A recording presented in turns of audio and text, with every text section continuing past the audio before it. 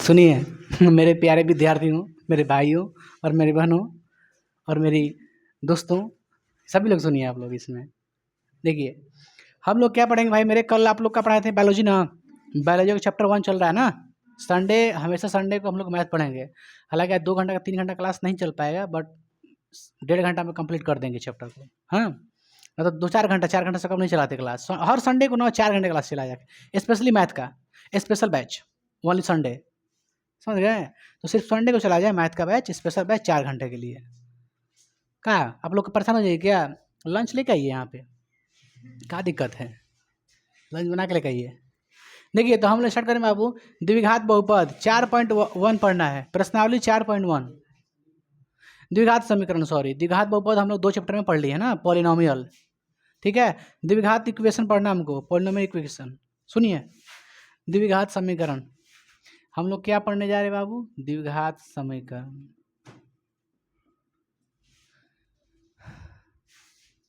ये चैप्टर कौन है?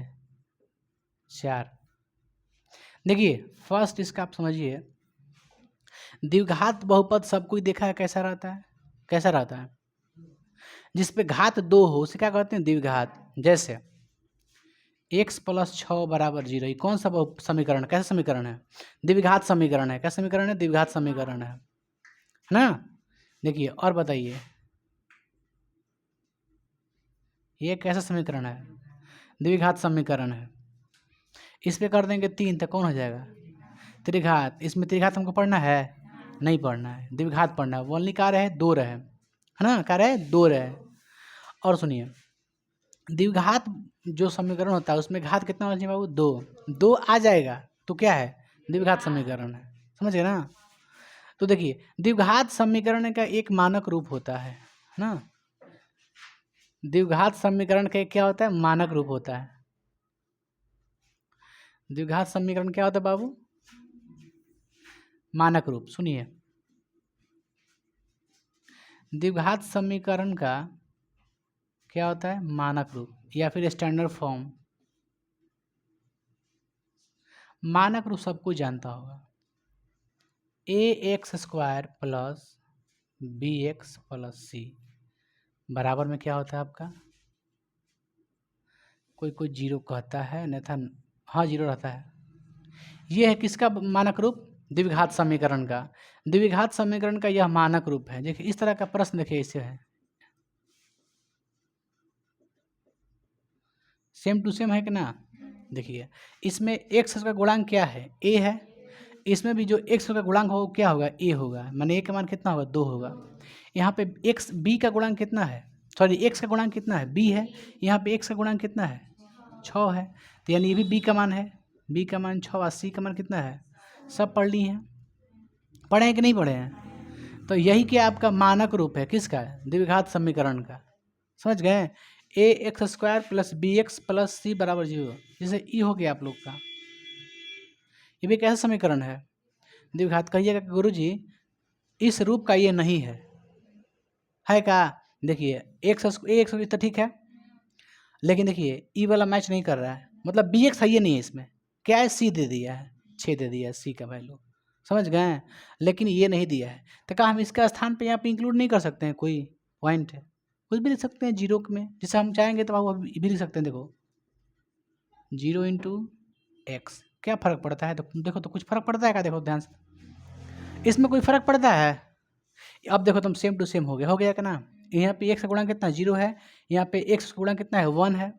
यहाँ पे c का मान कितना है? 6 है। तो बन गया कि नहीं बन गया? तो अगर है से आ जाती है भी क्या पर द्विघात समीकरण है। समझ गए? क्योंकि 2 है, बस ये मूल चीज पकड़िएगा, मूल चीज कि अगर 2 आ जाए घात में तो क्या कहिएगा? द्विघात समीकरण। देखिए बाबू, द्विघात बहुपद जो होता है ना आपका, द्विघात बहुपद, उसको निकालने के लिए 3 तरह के रूप है। द्विघात जो समीकरण होता है उसको बनाने का आपके पास 3 तरीका होता है। आप जो 9th क्लास में पढ़े हैं गुणनखंड विधि, पढ़ेगा? इसमें भी अलग 2 चैप्टर बहुपद में पढ़े हैं गुणनखंड विधि। एक होता है पूर्ण वर्ग विधि और एक होता है सूत्र की विधि, है ना, सूत्र से बनता है। एक होता है आपको कैसे बताएं बाबू? एक होता है गुणनखंड विधि, है ना, एक होता है पूर्ण वर्ग विधि और एक सूत्र से। समझ में आया ना? तो द्विघात समीकरण को हल करने का, या फिर कह सकते हैं द्विघात बहुपद को हल करने का कितने तरीका मेरे पास है? 3 तरीका है। कितने तरीका है? 3 तरीका है। तीनों तरीका में देखिए कौन कौन है।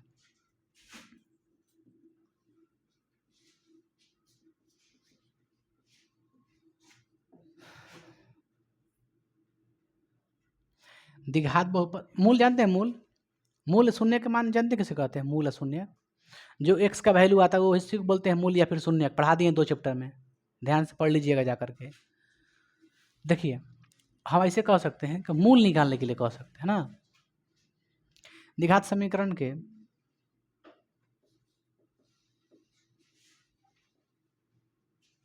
मूल निकालने का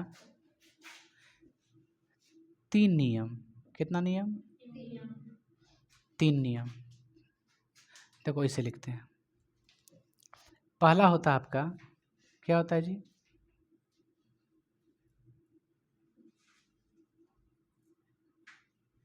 गुणनखंड विधि। समझ गए? फैक्टर लॉ हो गया। दूसरा क्या होता है? पूर्ण वर्ग विधि। एक और क्या होता है जी? सूत्र। सूत्र होता है x बराबर minus b plus minus under root b square minus 4ac बटा में 2a। ठीक है। मूल निकालने का फॉर्मूला क्या होता है आपका? मूल निकालने का फॉर्मूला हो गया ना। देखिए मूल का मतलब होता है, जैसे आपको देखिए समझाते पहले क्वेश्चन देखिए, जैसे ये हो गया आपका क्वेश्चन हो गया। इसमें बोलेंगे आपको x का जो मान निकालिएगा, आप लोग निकालिएगा ना, वो क्या निकलता है उसी को बोलते हैं मूल, या फिर कहते हैं शून्यक जो आता है। तो इसको कैसे निकाले? कहे गुणनखंड करके, तोड़ो छोड़ो वाला नियम लगा के, तोड़ो छोड़ो वाला। तो देखिए इसमें क्या है आपका, तो इसमें जो बनाया है अभी तक क्या बनाया है? गुणनखंड विधि आप लोग सीखे हैं जरूर, पहला विधि। ठीक है। इसका निकालने का आंसर एक और तरीका है, क्या है? पूर्ण वर्ग विधि। समझ गए? एक और क्या है? फार्मूला से। ये फार्मूला अगर आप यूज कर दीजिएगा तो इसका आंसर आ जाएगा। जो x का दुगमान नहीं आता है, आता है कि नहीं आता है इसको हल करने पर, तो तीनों तरह से वही आंसर आ जाएगा। समझ गए? लेकिन अब क्वेश्चन कैसे दे रहा है आपको? कहेगा, खुद कहेगा कि दी गई गुणनखंड को, जैसे चाहे दी गई द्विघात बहुपद के गुणनखंड विधि से हल करें, तो कीजिएगा है शुरू में लास्ट में गुणा करके। कह दे कि दी गई द्विघात बहुपद के पूर्ण वर्ग विधि से बनाए, तो पूर्ण वर्ग सबको बनाना पड़ेगा। आंसर तो मायने रखता ही है, ठीक है, लेकिन विधि भी मायने रखेगा आप लोग का। विधि कहेगा तो उसी विधि से बनाना है। अभी ना कह रहा है पूर्ण वर्ग विधि से आप बना दीजिए गुणनखंड विधि से, तो इससे नंबर कट जाएगा आपका। जो विधि कहेगा आप उसी विधि से बना सकते हैं। आई बात समझ में? तो इसी का जो x का वैल्यू दुगो आता है उसी को बोलते हैं मूल। और उस मूल को निकालने के लिए आपके पास 3 तरीका है, गुणनखंड, पूर्ण और सूत्र। समझ गए? ये 3 फार्मूला। अब देखिए ये जो फार्मूला है आपका, हालांकि बेसिक तो इसका जो बेसिक जानकारी है वो अगले वीडियो में देंगे आपका, अगले क्लास में जब चैप्टर स्टार्ट करें तभी चैप्टर कहाँ स्टार्ट कर रहे हैं, तो इंट्रोडक्शन आपका परिचय चल रहा है, समझा रहे हैं अभी आप लोग को। तो एक होता है गुणनखंड विधि, एक होता है पूर्ण वर्ग, एक होता है फार्मूला। फार्मूला पर थोड़ा समझिए। ये जो आपको लिखा है तब सबको याद किया होगा। इसको क्या कहते हैं बाबू? ये जो लिखा है आपका बी स्क्वायर माइनस 4ac किसका फार्मूला है? विवेचक का। किसका है? विवेचक। विविक्तर का आप लोग याद किए होंगे शायद, कभी नहीं याद किए हैं। देखिए ये जो है ना बाबू, ये विविक्तर का फार्मूला है। किसका है? लीजिए इसका फार्मूला हम देते हैं। विवेक्तर या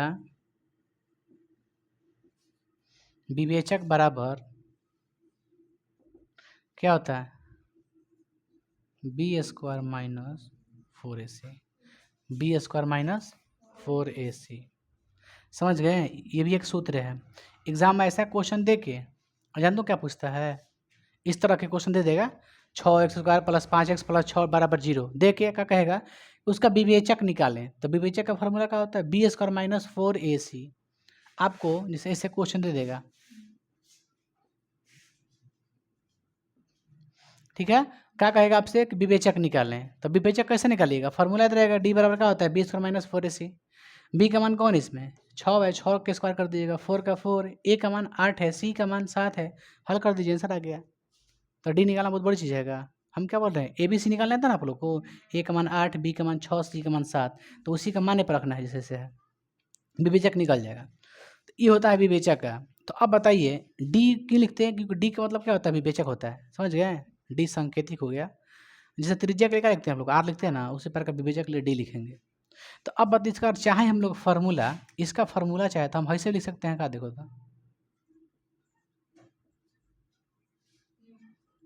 नहीं लिख सकते हैं, इसका स्थान पे हम D लिख सकते हैं क्योंकि D का फार्मूला है।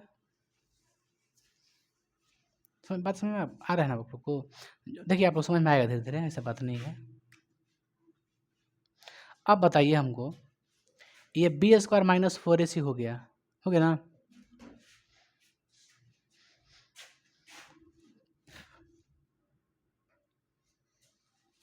देखिए आगे बढ़ते हैं, मच्छर घूम जाता, वो लोग खून का प्यासा है बाबू, नींद लग रहा है ना। पता है क्या है, देखिए नींद लगने का मुख्य कारण ये है ना कि पढ़ाई जो होता है शांति वाला चीज़ होता है। अब खेलिएगा 4 घंटा, कसम से बता रहे नींद नहीं लगेगा। उस बातें नहीं बाबू, जहाँ मन नहीं लगता वहाँ नींद लगता है, ये सही बात है। अगर मन लगेगा ना आपको, जहाँ जिस चीज़ में देखिएगा आपको नहीं नींद लगेगा, ईमानदारी। पढ़ाई एकदम कहा था शांति ने एकदम दिमाग को शांत किया जाता है, उसके बाद हाँ जगने से थोड़ा सा हो जाता है, कुछ भी कहिए का। देखिए खैर विवेचक का फॉर्मूला का B² - 4AC। थोड़ा सा प्रकृति हम लोग देख लेते हैं बाबू, क्या देखेंगे, प्रकृति में क्या होगा आप लोग का, सुनिए स्पेस है कहीं, इधर बता देंगे इधर, खैर इसको मिटा के बताते हैं हमको प्रकृति, ऐसे ना पूरा, क्योंकि इतना लंबा हमको लिखने पर दिक्कत हो जाएगा ना। इसको समझिए, इसका हम तरीका बता रहे हैं आप लोग को, जैसे कोई गुणनखंड दे दिया आपका, ठीक है, कह देगा इसका मूल निकालें, है ना, गुणनखंड करके दिखाएं। तो अगर आप इस पे बनाइएगा तो आपको देखिए क्या होगा। आप सबसे पहले क्या कीजिए ना, अगर बाबू पहले B² - 4AC का अलग से निकाल लीजिएगा, उसके बाद रख के देख लीजिए। अगर मान के चलिए इसका मान अगर B² - 4AC का मान अगर -4 आ जाए तो वर्गमूल तो देखिए माइनस का नहीं निकलता है, माइनस का वर्गमूल नहीं निकला, -5 आ गया, ठीक है। तो उस तरह का वर्गमूल आप देखें कहीं का, नहीं देखे हैं। पहले उसको उतारिए तो बताते हैं आपको, उसको मिटा करके तब साफ साफ लिखिएगा आप। सुनिए बाबू, अब देखते हैं भाई मेरे का विवेचक का फार्मूला याद हो गया ना आप लोग को। विवेचक बराबर क्या होता है, B² - 4AC। समझिए बात को, यदि हमको मूल चेक करना है कि मूल वास्तविक है कि बराबर है कि असमान है कि समान है, ये क्या चेक करना है, मूलों की प्रकृति, मूलों की, समझिए बात को। D समझ में, D का मतलब क्या होता है, B² - 4AC क्या होता है, D बराबर, देखिए मूल की अगर प्रकृति जानना है, मूल की प्रकृति जानना है तो समझिए बाबू, पहला पॉइंट सुनिए, D बड़ा, जीरो से क्या हो, D का मान बड़ा, जब D का मान विवेचक और 0 से बड़ा है तो मूल क्या है, मूल वास्तविक और असमान, क्या है, असमान, मूल वास्तविक और असमान, मतलब बराबर नहीं, क्या बराबर है क्या दोनों,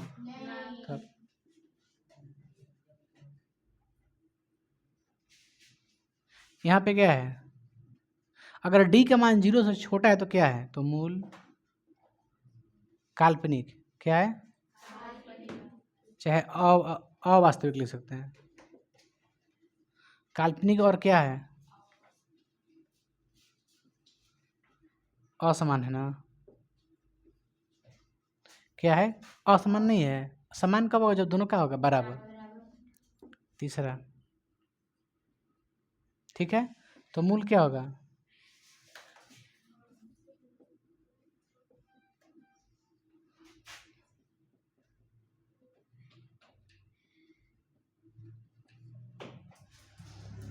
इसको आपको याद रखना है बाबू, इसको भूल जाइएगा तो फिर दिक्कत होगा आप लोगों को। पूछेंगे कि मूल वास्तविक है कि काल्पनिक है, ठीक है, बताइए काल्पनिक कब होता है? जब डी का मान 0 से क्या हो, छोटा हो। तो डी का मान 0 से कब छोटा होगा? जब माइनस में आएगा।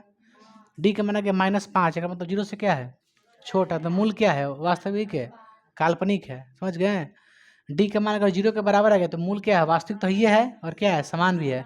यहाँ पे मूल वास्तविक है लेकिन समान नहीं है। समझ गए? समान कब होता है, जब 0 आ जाएगा तब। डी का मान भी क्या आ जाएगा, 0। यहाँ पे डी और 0 क्या है, बराबर है। इसका मतलब डी का भी मान कितना आया होगा, 0। तभी लिखे हैं कि मूल वास्तविक और बराबर होगा, चाहे समान होगा।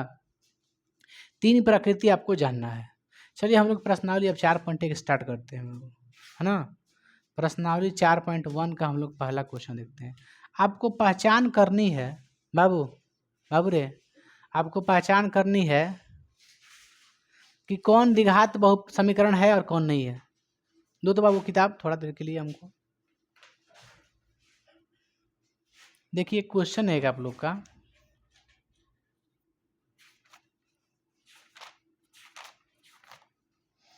एक क्वेश्चन दिया है x+1 का होल स्क्वायर, एक है 2 × x-3, है ना। खिलवाड़ कर रही हैं आप लोग, आप दोनों लोग नहीं पढ़िएगा, आप जानिएगा काम आएगा। x+1 का होल स्क्वायर बराबर 2 × x-3 है। इसको क्या बताना है, बताना है कि द्विघात बहुपद है या नहीं, समीकरण है कि नहीं, द्विघात समीकरण है कि नहीं। या देखिए एग्जाम में कभी 2 नंबर का नहीं पूछेगा, हमेशा 1 नंबर का पूछता है। समझ गए? हमेशा 1 नंबर देकर ऑप्शन दे देगा आपको, पूछ रहे ना आपको। हाँ तो याद रखिएगा, इसको ध्यान दीजिए कैसे बनाएंगे। बस आपको जांच करना, हम हालांकि पूरा बना देते हैं, आप सीखिए, थोड़ा सीखने का प्रयास कीजिएगा। देखिए कैसे बनाएंगे इसको, तो कहिएगा a+b का होल स्क्वायर जैसा है कि ना। तो इसको a+b का तोड़िए, तो a², ये b है ना, b² प्लस 2a कौन है, a कौन है, अब b कौन है, अब बराबर में इसको गुना कर देगा, 2x - 6, 2 में x 2x, 2 3 6। अब थोड़ा सा आगे बढ़ते हैं, x² प्लस 1 का स्क्वायर 1 होगा, प्लस 2x बराबर में 2x - 6। ये अगर प्लस में 2x से देने कुछ में आएगा तो ये कट जाएगा, कट जाएगा नहीं कट जाएगा। क्या बचा आप देखो ध्यान से, तो x² अगर ये माइनस में 6 देने का में आएगा, प्लस में आएगा ना, बराबर में 0, यानी क्या आया, तो x² प्लस 7 बराबर में 0। मतलब द्विघात बहुपद है कि नहीं, हाँ है। कोई दिक्कत है? अब देखो हमको स्पीड मारना, तो क्या करेंगे, स्पीड जानकारी देखिए। x का स्क्वायर क्या होगा, x² होगा ना। अब बताइए x² कहाँ होगा, आप देखिए तो कहीं होगा का, आप देखिए ना यहाँ पे गुना करने पे यहाँ पे होगा x², कहीं भी होगा, कहीं नहीं, यानी x² कभी कटेगा नहीं। बात समझिए हम क्या बोलते हैं। एक बार अगर x² ये आ गया तो हमको लगता है कि इसको कोई हटा भी नहीं सकता है। क्यों? क्योंकि इसके बदले में कोई दूसरा नहीं है स्क्वायर वाला, है का नहीं है। मतलब कहने की बात समझिए हम क्या कह रहे हैं। इसका कीजिए ना, x² मतलब कहिए ना a² कटिएगा ना बाबू, तो मन में सोचिए कि हाँ इसका x² होगा, बाकी अन्य किसी का स्क्वायर नहीं है। इसका मतलब लास्ट में गारंटी है कि x² बचेगा। जब x² बच गया तो द्विघात बहुपद है, ये हाँ है।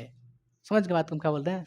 चलिए अगला क्वेश्चन देख रहे हैं, आप लोग बताइएगा उसको, आप खुद से जांच कीजिएगा ना। कहाँ के ले रहे बाबू, एक क्वेश्चन आपका x² - 2x, छापने का प्रयास नहीं, सीखने का प्रयास। एग्जाम में ये क्वेश्चन नहीं पूछेगा, आप देख लीजिए उठा के बुक।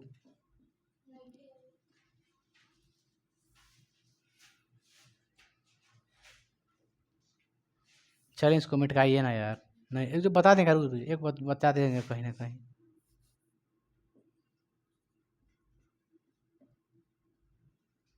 यहाँ पे देखो क्वेश्चन दूसरा, x² - 2x बराबर -2 × 3 यही ना है।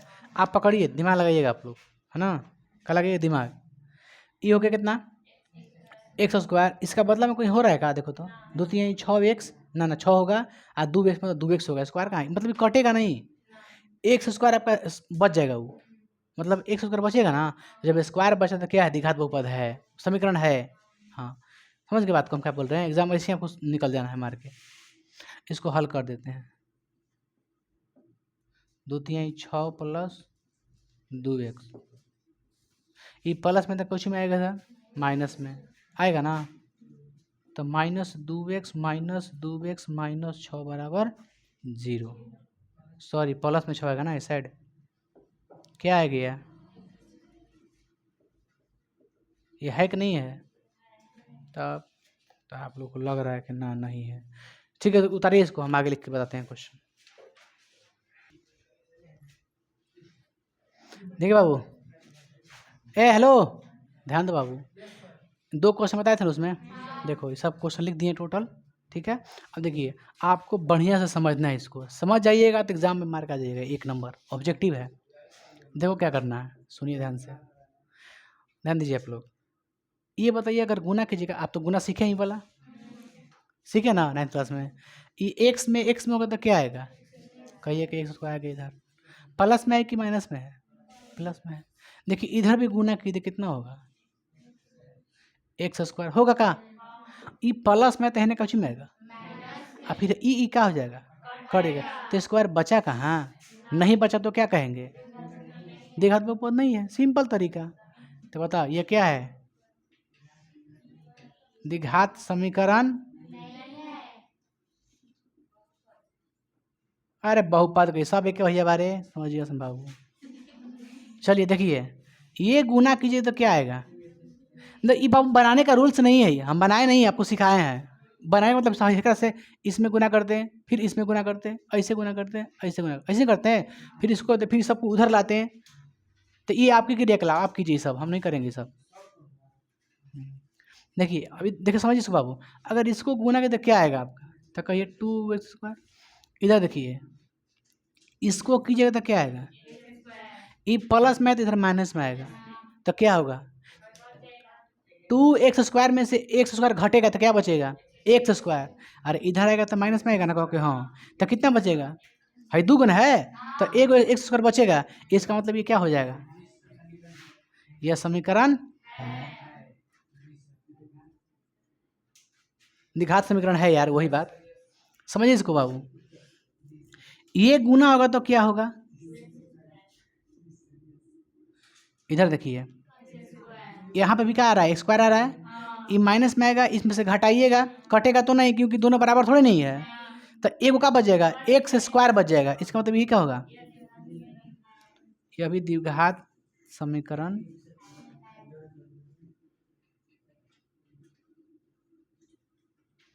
इसको देखिए, ये क्या है?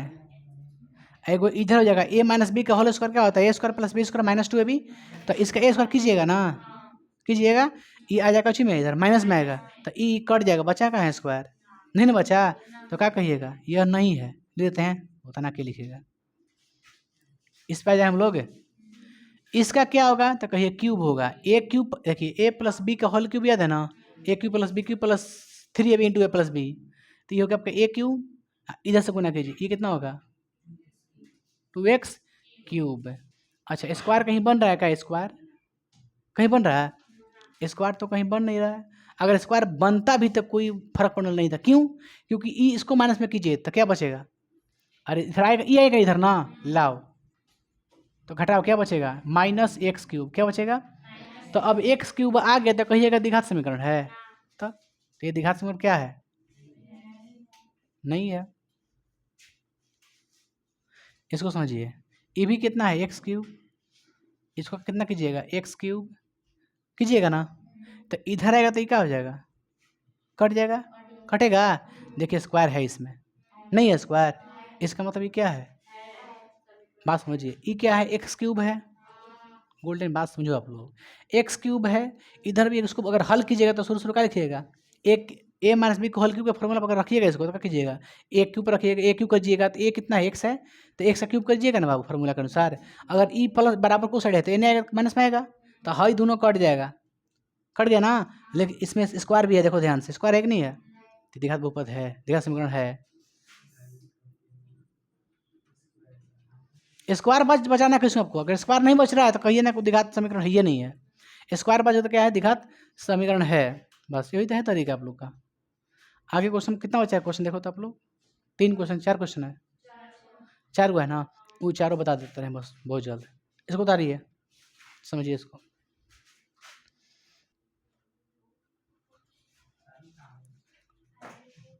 ठीक है ना? देखिए बाबू, आप लोग का 4.1 का हम पहले का टोटल बता दिए हैं। आप लोग को अब दिक्कत होगा द्विघात समीकरण पहचानने में। एग्जाम में ऑब्जेक्टिव आएगा, दी गई द्विघात समीकरण में, मतलब दी गई समीकरण कौन द्विघात समीकरण है। 4 गो आपको समीकरण देगा, ऑप्शन में आपको 4 देगा। आप क्वेश्चन क्या लिखिएगा? कौन है कौन नहीं है, खाली है पूछेगा कि कौन द्विघात समीकरण है। देख चेक कर लीजिएगा चारों को कि कौन में स्क्वायर बन रहा है, जो उसका मारेगा मार के निकलिए तड़ाक में नहीं वहाँ से। अभी ना कि बारी बारी से चारों ऑप्शन को चेक कीजिए बना के। सो अगर मान के चलिएगा 4 नंबर पर अगर ऑप्शन पे होगा सही आंसर, तो आप शुरू से काम लगाई हैं। 1 नंबर का सोल्यूशन कीजिएगा, फिर 2 नंबर सोल्यूशन कीजिएगा, फिर 3 नंबर कीजिएगा। क्या समझे? फिर 4 नंबर करके निकल जाइएगा मार के, ठीक। लेकिन 4 नंबर का मारना क्या है, ठीक कर दीजिए, क्योंकि चौथे ऑप्शन होगा आपका सही होगा। मान लीजिए 4 को ऑप्शन दिया, हम क्या करें समझिए बाबू। हम करेंगे 4 को ऑप्शन दिया है A B C D, इसको बना के चेक किए आप, मैथमेटिकल प्रोसेस ले, ये नहीं है। इसको बना के चेक किए, ये भी नहीं है। इसको बना के चेक किए, ये भी नहीं है। तो इसको बना के चेक कीजिएगा, मार के बस निकलिए। लेकिन ऐसे आपको नहीं करना, एक वो बारह बारी से मतलब चेक नहीं करना है। मान लो चौथा अगर ऑप्शन है आपका सही आंसर, तो बहुत समय लगेगा चारों को बढ़िया से हल करने में, नहीं क्या लगेगा? 5 मिनट ले लेगा। तो वैसे काम ही नहीं करना, बस देखना स्क्वायर बनना है कि नहीं, तो हटाओ।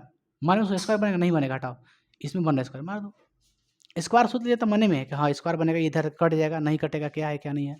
खुद से इतना विचार रखिए, थॉट रखिए कि समझ के आंसर हम लोग टिक करके निकल जाएंगे। एग्जाम का मतलब ऑब्जेक्टिव का मतलब तो यही होता है। पहले हो सकता है एग्जाम में पहले सबसे पहले आप लोग को OMR शीट मिलता है ना, उसके बाद उसका टाइमिंग होता है 1 घंटा, है ना, और फिर पेपर ले लेता है, और उसके बाद देता है आपको सब्जेक्टिव बनाने के लिए कॉपी अलग से। तो देखिए दूसरा क्वेश्चन देख रहे हैं बाबू, क्वेश्चन नंबर 2, देख बाबू किताब। देखिए क्वेश्चन क्या कह रहा है। क्वेश्चन कह रहा है बाबू कि निम्न स्थितियों को द्विघात समीकरण के रूप में लिखें। समीकरण का मूल नहीं निकालना है, मूल नहीं निकालना है, आपको क्या करना है, सिर्फ और सिर्फ द्विघात समीकरण की तरह छोड़ देना है बना के। समझ गए? द्विघात समीकरण के तरह छोड़ देना है आपको। 2 चर वाला समीकरण जानते हैं कैसे रहता है? 2 चर वाला समीकरण, 2 चर वाले समीकरण में x और y दोनों होता है, समझ में आया ना। लेकिन द्विघात समीकरण में सिर्फ x ही x रहेगा, उसमें दूसरा चीज नहीं रहता है, चाहे या फिर y रहे तो y ही रहेगा खाली। समझ हम क्या बोल रहे हैं? यानी कहने का मतलब ये है कि क्या कह रहा है आंसर लाने के लिए। आंसर कह रहा है लाने के लिए आपको क्या बनाना है, आपको द्विघात समीकरण सिर्फ ला देना है, उसको गुणनखंड करके हल नहीं करना है। समझ के बात को। इससे पहले आपको 3.1 बताए थे, उसमें ना ग्राफी भी खाली हल करना था, सिर्फ समीकरण निकाल के छोड़ दिए थे, छोड़ देगा ना। तो आपको बस इसमें क्या करना है, समीकरण बना के छोड़ देना है, समझ गई? आपको मूल नहीं निकालना है। चल देखिए पढ़ते हैं क्वेश्चन क्या दिया पहला आप लोग का। एक आयताकार, देखिए आंसर फिर समझिए बाबू हम क्या कर रहे हैं। आंसर सिर्फ मान लीजिए ऐसे आ गया, ऐसे आ गया आंसर, बराबर में क्या हो गया, 0 होता है, हो गया। ई क्या हो गया आप लोग का आंसर। मतलब यहीं तक कह रहा है बनाने के लिए, कह रहा है कि द्विघात समीकरण तक ही सिर्फ बनाइए आप, समझ गई? चलिए अब बना दें। सुनिए क्वेश्चन क्या कह रहा है। कह रहा है एक आयताकार भूखंड का क्षेत्रफल, एक आयताकार कोई भूखंड है, माने पृथ्वी का कोई भाग है, खंड मतलब क्या होता है, भाग, अब भू माने पृथ्वी, तो पृथ्वी का कोई भाग है। देखिए आयताकार कोई जमीन है, आयताकार क्या है, जमीन है, जमीन का एक टुकड़ा है। कोई दिक्कत यहाँ तक? अरे यार उनको मना कर यार, क्या यार सब यहीं पे आके करती हैं, आओ जाओ आओ। सही बात है। हालांकि बकरी पालिए, सब पालिए, बकरी पालिए, भैंस पालिए, बट कुत्ता मत पालिए। कुत्ता पालने से कोई फायदा है जी? कुत्ता पालने से कोई फायदा है? कुत्ता पालता है क्या लिए, सेल्फी लेने के लिए बस। कुत्ता से कोई फायदा है आपको? मिल्क मिलेगा, कुछ मिलेगा? कुछ बेनिफिट नहीं है उससे, सिर्फ और सिर्फ सेल्फी, यही नहीं होता है। तो डॉग से नॉट पर थी, कुछ प्रॉफिट नहीं होने वाली है, सिर्फ खिलाना है उसको। देखो क्वेश्चन क्या कर रहा है, एक आयताकार भूखंड का क्षेत्रफल 528 है बाबू। देखो ये क्या आयताकार, क्या है, भूखंड है, मतलब एक जमीन का टुकड़ा है जिसका एरिया कितना दिया आपका, मीटर स्क्वायर दिया। कह रहा है क्षेत्र की लंबाई, इसकी लंबाई, ये लंबाई है, ये क्या है, चौड़ाई है। कह रहा है क्षेत्र की लंबाई चौड़ाई के दुगने से एक अधिक है। क्षेत्र की जो लंबाई है चौड़ाई से दिया नहीं है कुछ भी, तो चौड़ाई को हमने क्या मान दिया, चौड़ाई क्या माना, x। लंबाई क्या कर रहा है कि चौड़ाई से हम दुगुना यानी 2x और एक अधिक, क्या दिक्कत है इसमें? क्या आदिल कुछ समझ में आ रहा है आपको? हम क्या बोल रहे हैं, क्या कह रहे हैं फिर सुनिए, कह रहा है कि लंबाई, क्या कह रहे हैं, लंबाई चौड़ाई से दुगना से एक अधिक है, चौड़ाई के तुलना में कह रहा है। तो सबसे पहले अगर हमको जानकारी रहेगा चौड़ाई तो हम बताएंगे। तो चौड़ाई को हमने क्या मान दिया, एक, तो लंबाई क्या होगा, दुगुना से एक अधिक, तो दुगुना एक अधिक हो गया। बस इसी बात को लिख देना है। कह रहा भूखंड, हमें भूखंड की लंबाई और चौड़ाई ज्ञात करनी है, ज्ञात नहीं करनी है, बस अर्थ क्या करना आपको, द्विघात समीकरण के रूप में लिख देना है ना। चलो इसी को लिख दें यहाँ पे, चूंकि माना कि आयताकार भूखंड की चौड़ाई x है तथा लंबाई कितनी हो जाएगी, दोगुना से एक अधिक। अब क्या लिख दें यहाँ पे, प्रश्नानुसार कोई दिक्कत है? चलिए हम एक सिखाते हैं, याद होगा कच्ची, हाँ है ना, घोड़ा बराबर घोड़ा, घोड़ा बराबर घोड़ा। तो ये बताइए, इधर लिखते हैं आयताकार भूखंड का क्षेत्रफल, इधर भी क्या लिखेंगे, आयताकार भूखंड का क्षेत्रफल, यही ना है। अच्छा ये बताइए, आयताकार भूखंड का क्षेत्रफल क्या होता है, लंबाई गुने चौड़ाई, दिया कितना है, मीटर स्क्वायर। लंबाई कितना है देखो तो, 2x + 1, चौड़ाई कितनी है, बराबर में गुना कर दो कितना होगा, प्लस, ये प्लस में कच्ची में आएगा, बराबर में ये क्या होनी चाहिए, आंसर। क्या दिक्कत है? बस यही तक कर रहा है कि आपको द्विघात समीकरण बना के छोड़ दो। का आगे बढ़े, क्वेश्चन नंबर 2, क्वेश्चन नंबर 2 देखिए, करे बाबू, दो क्रमागत धनात्मक पूर्णांकों का गुणनफल 306 है। दो क्रमागत मतलब क्या होता है, लगातार, है ना। अगर एक धनात्मक पूर्णांक 5 है तो दूसरा कितना होना चाहिए, 6, माने 5 + 1। लेकिन हमको मालूम नहीं है कि स्टार्टिंग कहाँ से है, स्टार्टिंग कहीं से भी होगी, लेकिन उसमें कन्फर्म है कि 1 जोड़ना है, तभी उसका अगला संख्या मिलेगा आपको। बात समझ रहे हैं? हम बोले कि दो क्रमागत संख्या बोलिए आप, तो कुछ भी बोल सकते हैं, 6, 7, 15, 16 क्या, लेकिन आपको एग्जैक्ट मालूम नहीं है कि नंबर कौन बोल रहे हैं, तो कुछ भी मान लीजिए। जैसे मान लीजिए कि हम मान लिए कि पहला क्रमागत संख्या x है, तो दूसरा कितना होना चाहिए, x + 1 होनी चाहिए, क्योंकि उसमें x + 1 जुड़ाएगा उसमें, तभी तो उसका अगला नंबर निकलेगा। बस समझ रहे हैं क्या बोल रहे हैं? जैसे दो लगातार संख्या लिखना आपको, तो कहेंगे कि एक बोलिएगा 5, दूसरा कितना बोलिएगा 6। क्रमागत मतलब क्या होता है, लगातार। क्रमागत क्या होता है, लगातार। तब 5 के बाद क्या मिलेगा, 6 मिलेगा। तो 6 कैसे मिला है, तो 5 में 1 जोड़े हैं, ठीक है। तो हम बोले तब ना कि पहला 5 लीजिए तो दूसरा बता दीजिएगा, सिंपल है। हमको पहले नहीं मालूम है तो क्या कीजिएगा, क्या करेंगे, मानेंगे ना, क्या मानेंगे, x मानेंगे। चूंकि माना कि पहला क्रमागत संख्या, चूंकि माना कि पहला धनात्मक है ना, धनात्मक पूर्णांक संख्या कितना है, x है, लिख दें। चूंकि माना कि, बाबू कोई दिक्कत है,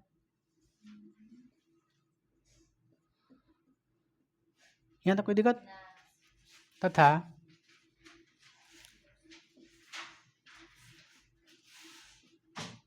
दूसरी क्रमागत पूर्णांक, दूसरी क्रमागत धनात्मक पूर्णांक, ठीक है, क्या होगा, x + 1। अब देते हैं कुछ ही प्रश्न से, चाहे प्रश्नानुसार।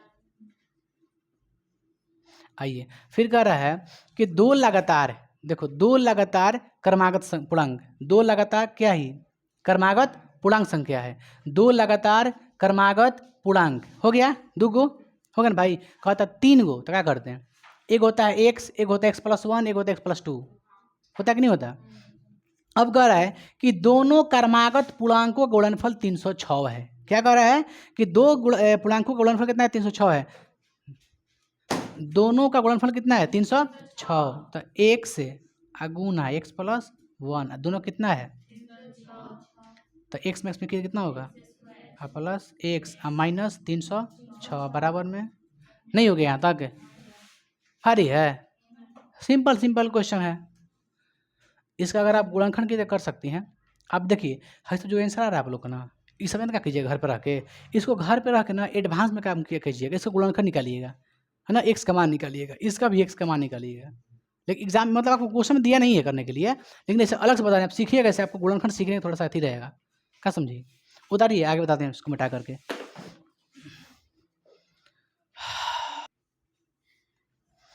दो क्वेश्चन रह गया ना बाबू आप लोग का। देखिए तीसरा क्वेश्चन क्या दिया है बाबू, कह रहा है कि रोहन की माँ उससे 26 वर्ष बड़ी है। क्या कह रहा है, रोहन की माँ उससे 26 वर्ष बड़ी, किससे रोहन से ना, रोहन से माँ उसकी कितना बड़ी है 26 वर्ष। अगर रोहन की उम्र 5 साल है तो उसकी माँ की उम्र कितनी होनी चाहिए बताइए, 31 साल होनी चाहिए ना। रोहन की अगर वर्तमान उम्र 100 वर्ष है तो उसकी माँ कितनी होगी, x + 26, समझ गए। तो रोहन का तो मानना पड़ेगा ना, और जब रोहन का मान लेंगे तो अपरूपी का निकल जाएगा उसकी माँ का, क्योंकि 26 जोड़ देंगे का जी। तो 2 मान लिए आप लोग, हम लोग सिंपल तरीके से मान लिए।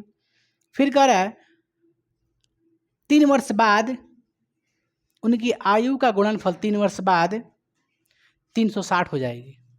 समझिए क्या कह रहे हैं बाबू, समझिए बाबू रे, ध्यान दीजिए आप लोग। क्वेश्चन नंबर 3 है ना, रोहन के मान ले उम्र, तब न उसकी माँ की उम्र निकालेंगे। देखिए चूंकि माना कि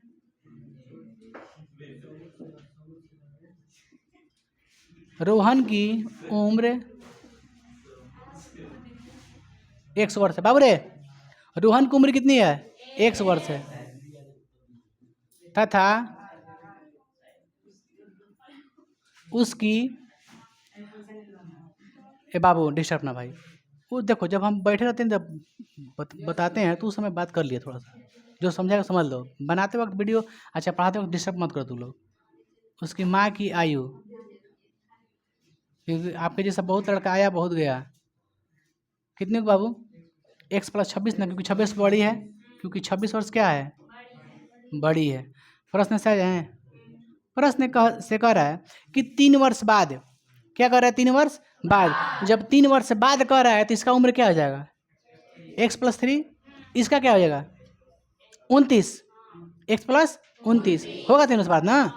चलिए लिख देते हैं, चूंकि 3 वर्ष बाद, 3 वर्ष बाद इनकी आयु,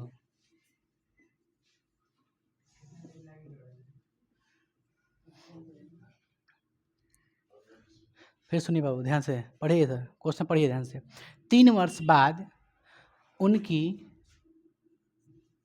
आयु का गुणनफल, आयु का कितना 360, समझ क्या लिखे हैं 3 वर्ष बाद ना, अभी थोड़े ना, 3 साल बाद गुणन कितना हो जाएगा दोनों का 360। बताइए अभी x है तो कितना हो जाएगा 3 साल बाद x + 3, अभी x + 26 है तो कितना हो जाएगा,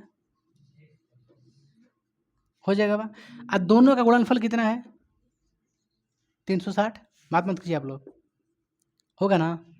तब बताइए x + 3 × x प्लस अब बराबर में 360, सुनिए गुना कीजिए कितना आएगा, ये गुना कीजिए कितना आएगा 29x, और x दोनों में होगा ना, x में x लेकर कितना होगा x², फिर x 29 में 29 हो जाए ना 29x, फिर 3 में x में कीजिए कितना होगा, फिर 3 में और 29 में कीजिए 200 लगता है 73 होगा, 3 में 27 के साथ दूना, 3 में 27 के यार 3 से गुना कर 29 में, 3 में 27 के साथ हासिल 2, 3 दूनी 6 2, ठीक है, जोड़ो गुना घटाओ यार, गलती हो रहा है का। अब x² + 29 दिन कितना होता है 32 है, ये प्लस में तो कैसे में जाएगा, चाहे उसको माइनस में लाओ, इसको माइनस में लाओ, बराबर में 0, घटा दो, घटा दो 15 में से सॉरी 10 में से 7 को कितना बचेगा 3 बचेगा। अच्छा 5 में से 8 नहीं घटेगा, 15 में से 8 जाएगा, घटेगा कितना बचेगा 7 और 2, 273 होगा, 200, ये क्या हो जाएगा आपका आंसर, हो गया ना आंसर, कोई दिक्कत है यहाँ तक। चलिए आगे बढ़े, क्वेश्चन दूसरा, चलिए लास्ट रह गया चौथा, क्या रह गया चौथा रह गया, दीजिए बाबू किताब, समझिए क्वेश्चन क्या कह रहे हैं। है ना। का अब इसमें कोई दिक्कत है क्या आप लोग को? बोलिए ना, हम बताते समझाते फिर से। अरे ये तो आपको करना है ना भाई, ये तो मेरा काम थोड़ा, आप लोग सीखिए इसको, क्या करें हम। अरे ये प्लस माइनस है, 5वें से सीखते आ रहे हैं सब। देखिए चौथा, एक रेलगाड़ी 480 किलोमीटर की दूरी समान चाल से तय करती है। मतलब एक समान चाल से क्या करती है? तय करती है। कितना दूरी? 480 किलोमीटर। कितना? 480 किलोमीटर तय कर दी है। यदि इसकी चाल 8 किलोमीटर, यदि इसकी चाल 8 किलोमीटर प्रति घंटा कम होती, कितना कम कर रहा है? 8 किलोमीटर प्रति घंटा क्या होती? कम हो जाती। पहले कितना चाल आई डोंट नो, मैं नहीं जानता हूँ, लेकिन बाद का मैं जानता हूँ क्या कर रहा है, 8 किलोमीटर प्रति घंटा कम होती है स्पीड। कितनी स्पीड कम होती है? मान के चलिए अगर पहले अगर 28 की स्पीड होगा तो फिर बाद में कितना कह रहा है 20 हो जाएगा, क्योंकि 8 कम हो जा रहा है। फिर कह रहा है वह उसी दूरी को तय करने में 3 घंटे अधिक समय लेती है। जाहिर सी बात है, अगर चाल कम होगा तो समय क्या लगेगा? ज़्यादा। और स्पीड ज़्यादा है, समय क्या लगेगा? कम लगेगा।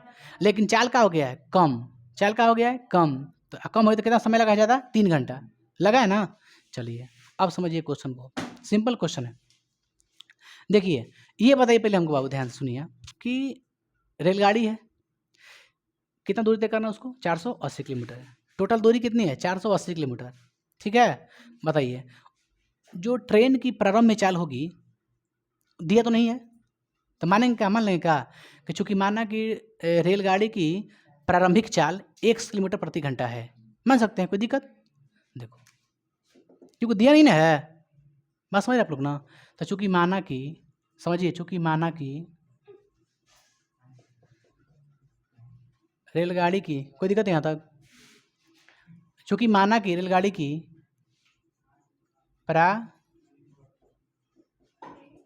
प्रारंभिक चाल 1 किलोमीटर, बाबू हेलो ध्यान दीजिए आप लोग, हमने क्या लिखा कि चूंकि माना कि रेलगाड़ी की प्रारंभिक चाल कितनी है? 1 किलोमीटर, मतलब शुरुआत में जो उसकी गति है कितनी की चाल से चल रही है? वो 1 की चाल से चल रही है, उसकी स्पीड कितनी है? 1 किलोमीटर प्रति घंटा है। फिर कह रहा है कि बाद में मान के चलिए उसकी जो गति है 8 किलोमीटर प्रति घंटा का होती है, कम हो जाती है, तो बाद में उसकी चाल कितनी हो जाती है?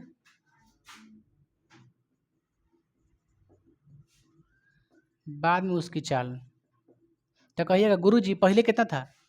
x था, अब कितना हो गया? 8 कम, तो क्या चाल यही होगा? यहाँ तो ठीक है ना, कोई दिक्कत है?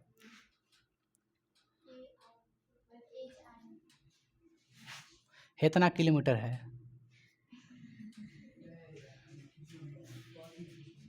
समझिए।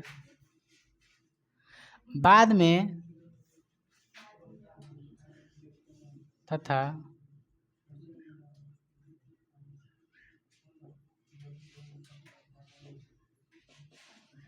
x माइनस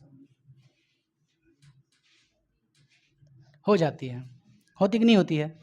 अच्छा चलिए प्रश्न से, बाबू ध्यान दो, बाबू मेरे ऊपर इधर ध्यान दीजिए आप लोग, प्रश्न से देखिए टोटल दूरी कितनी है? दूरी कितनी है? 480। तो बताइए पहले कितना का स्पीड चल रहा है? वो एक्स के चल रहे स्पीड से, ये क्या है? दूरी, और एक्स लेकर कर दिए, भाग दे दिए, ये एक्स क्या है?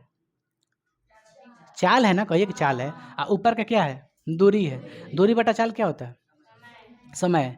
समय बराबर दूरी बटा चाल। फिर देखिए, फिर उसी दूरी को, कितने की स्पीड चल रहा है? x माइनस 8 के, उसी दूरी को कितना चल रहा है स्पीड से? x माइनस 8 की स्पीड चल रहा है। तो बताइए क्या है? दूरी, और ये क्या है? चाल। दूरी बटा चाल क्या होता है? ये शुरू में उसकी क्या है? समय, कितना लगा समय, ये क्या है? समय है ना, समय है। ये जब इस चाल कम हो गई बाबू, चाल कम हो गई, तो जाहिर सी बात है कि समय क्या लगेगा? ज़्यादा लगेगा। अच्छा ये बताइए दोनों समय, ये भी क्या है? समय, ये भी क्या है? समय है। दोनों समय का अंतर कितना है? 3 है कि नहीं है अंतर? एकदम है। सुनिए कैसे, ये भी समय है, ये भी समय है। कह रहा है कि जो पहले इतना समय लगा, ठीक बहुत समय लगा, लेकिन जो बाद में समय लगा वो क्या लगा? 3 घंटा ज़्यादा लगा। क्या लगा? 3 घंटा ज़्यादा। यानी दोनों के बीच समय का गैपिंग कितना है? 3 ही घंटा रहा है, अंतर तो 3 ही घंटा का है। और हम कहते हैं कि हम आपसे 4 साल बड़े हैं, इसका मतलब दोनों के बीच में कितना साल गैप है? 4 साल का है। तो उसी प्रकार 3 घंटा क्या है? समय अधिक ले रहा है, इसका मतलब 3 घंटा अंतर है उसका, दोनों के बीच में समय में। समझ गए आप लोग? इसको हल कर सकते हैं हम लोग। दोनों का एलसीएम क्या होगा? एक्स इंटू एक्स माइनस 8 होगा। क्या एक्स कट गया, क्या बचा एक्स माइनस 8, तो इसमें गुना कर दो। अब माइनस का माइनस, इसलिए भाग दो, ये कट जाएगा, क्या बचेगा एक्स, तो 480 में एक्स में गुना करो, कितना हो जाएगा 480 एक्स। ये गुना कीजिए आप लोग, 480 में 8 में गुना कीजिए, कितना आएगा 8 0 8, 8 8 64 के 4 हासिल 6, 8 चौक 32 है, 6 38, कोई दिक्कत है। अब माइनस में कितना है 480 है। बाबू ये ध्यान दीजिए आप लोग, अगर कहीं मिस्टेक हो तो बोलिएगा। ये कितना होगा एक्स स्क्वायर अब माइनस 8x होगा ना, गुना होगा तो। ये 3 कहाँ गया बाबू, ऐसे कर दें, चलिए ये कट जाएगा क्या, कोई दिक्कत है। कितना बचा -3840 बराबर में, अच्छा 3 गुना में तो भागा में का इधर, बाबू समझिए आप लोग क्या लिख रहे हैं हम लोग। 3 एकम 3, 3 दूनी 6, 3 8 24 0 बराबर में एक्स स्क्वायर माइनस 8 इकोची में है। इसको सीधा कर दें हम लोग, सीधा लिखे हैं, देखिए सीधा कैसे लिख सकते हैं, -8x, ये माइनस में तो कुछ में जाएगा उस साइड, प्लस में नहीं आ गया। देखिए ये कैसे है, सुने कैसे है, सुनिए ये कैसे है, देखो ये ऐसे है, ये ऐसे क्वेश्चन है ना क्वेश्चन ऐसा ही। तो अगर ये माइनस में कुछ में आ जाएगा, प्लस में आ जाएगा, तो हम कर दिए प्लस में, नहीं तो एक स्टेप हमको और लिखना पड़ता, नहीं क्या पड़ता। आप लोग को दिक्कत है इसमें, सिंपल क्वेश्चन है। दूरी बटा चाल समय हो गया, दूरी बटा चाल क्या हो गया समय हो गया, और दोनों समय के चाल का अंतर है, ये अंतर कितना है 3 घंटे का, तो ये भी क्या है समय, इधर क्या है समय, ये भी क्या है समय है 3 घंटा नहीं है, तब उसका द्विघात समीकरण क्या, ये रहा। ये चैप्टर का हो गया समाप्त, चैप्टर पर्सनल समाप्त हो गया, समाप्त हुआ एंड। कल बताएंगे आपको 4.2 उतार लीजिए।